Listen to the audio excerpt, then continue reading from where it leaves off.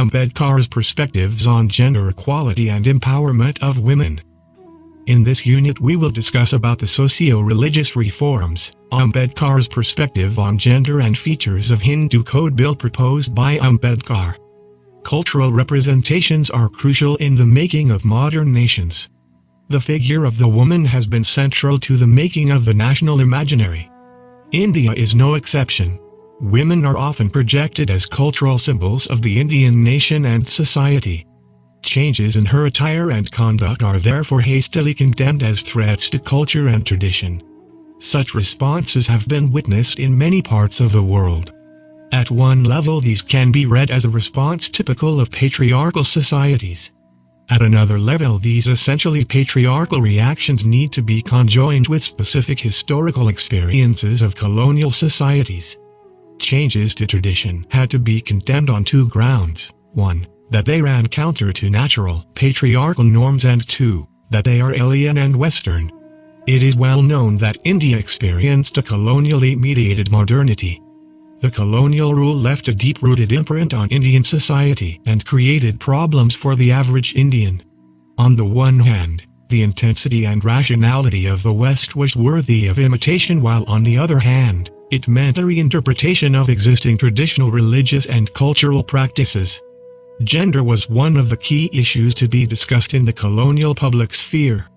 The miserable condition of Indian women, customs like sati, child marriage, enforced widowhood, especially the terrible plight of high caste child widows, lead to acrimonious debates. Sir Herbert Risley argued that while education had produced a class of Indians interested in political advancement, it was unlikely that they could attain it, for a society which accepts intellectual inanition and moral stagnation as the natural condition of its womankind cannot hope to develop the higher qualities of courage, devotion and self-sacrifice which go to the making of nations. The traditional Indian texts essentialized women as devoted and self-sacrificing, yet occasionally rebellious and dangerous. The texts on religion, law, politics and education carried different pronouncements for men depending on caste, class, age and religious sect. In contrast, women's differences were overshadowed by their biological characteristics and the subordinate, supportive roles they were destined to play. Historians were equally essentialist in their portrayal of Indian women. Occasionally, the narrative singled out one woman for special attention, but usually this was because her accomplishments were significant by male standards. As argued by Geraldine Forbes, issues that were interwoven with women's lives, household and agriculture technology, religious rituals and sentiments, fertility and family size, furnishings, jewelry and clothing, inheritance and property rights, and marriage and divorce, were largely overlooked. With regard to history written from a woman's perspective, Virginia Woolf observed on the ironical paradox of a woman's life: imaginatively she is of the highest importance. Practically she is completely insignificant. She pervades poetry from cover to cover. She is all but absent from history.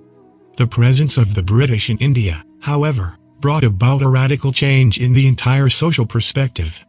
Apart from the introduction of the idea of equality based on a conception of the individual as a repository of values and rights, this contact with the West gave to India, for the first time, a doctrine of social progress, the belief that man can himself, through collective action, change the structure of society.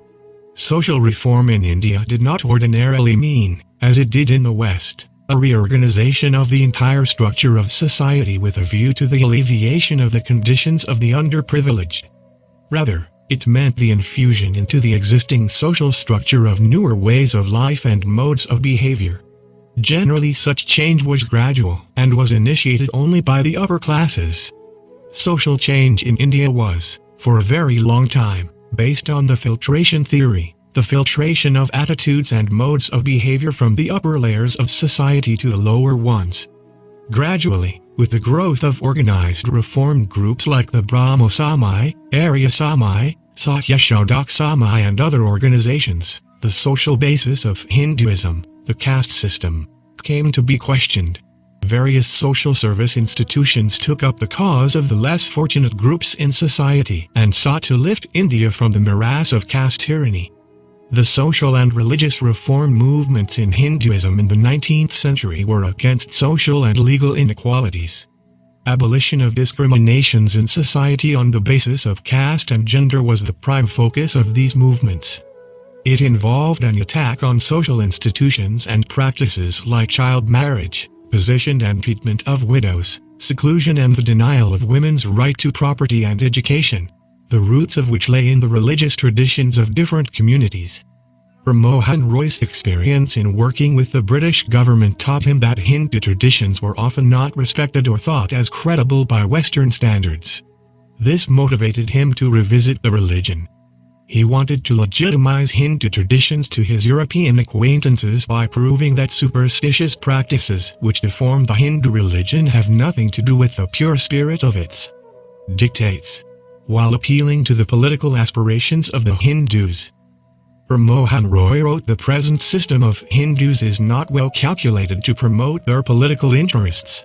It is necessary that some change should take place in their religion, at least for the sake of their political advantage and social comfort." Moreover, Mohan Roy fought in favor of granting the right to property to women. In favor of his argument, he highlighted the provisions related to right to property and inheritance for women advocated by the laws given in Dayabhaga. In his pamphlet, Modern Encroachment on the Ancient Rights of Female, he pleaded for change in the Hindu law of inheritance so as to improve the lot of Hindu widows. However, the discourse of the social reform movement revolved around the upper caste upper-class woman who was the principal object of reform. It was Jyotiba Phule who broadened the contours of the discourse and critiqued the religious texts within the paradigm of universal values like liberty and equality. In 1873, Phule formed the Satyashodhak Samaj Society of Seekers of Truth with the main objective of liberating the Bahujans, Shudras and Ati-Shudras, and protecting them from exploitation and atrocities. Phule was a fierce critic of Brahmanical interpretation of religion and strongly put forward the view that every religious book is a product of its time and the truths it contains have no permanent and universal validity. All religions and their religious texts are man-made, and they represent the selfish interests of the classes, which are trying to pursue and protect their selfish ends by constructing such books. As a humanist, Phule was much ahead of his contemporaries with such revolutionary ideas. He, after educating his wife Savitribai Phule, opened a school for girls in India in August 1848. For his fight to attain equal rights, justice and opportunities for women and the downtrodden sections of the society, Phule sometimes is termed as the father of Indian social revolution.